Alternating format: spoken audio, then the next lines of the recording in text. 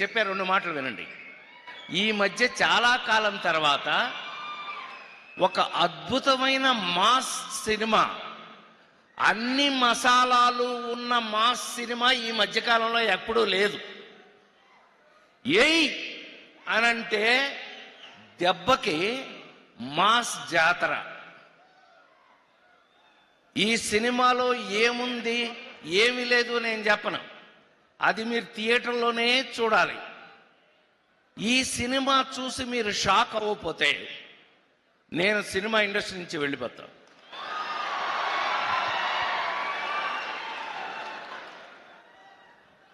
చాలా కాలం తర్వాత నాకు ఎంత సంతోషంగా ఉందంటే, మీ అందరికీ తెలుసు, జులాయి సినిమా దగ్గర నుంచి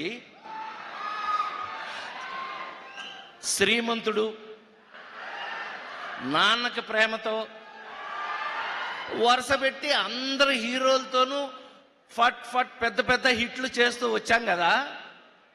మరి రవి ఏమైపోయాడు అనంటే కరెక్ట్గా పెట్టాడండి. ఈ భాను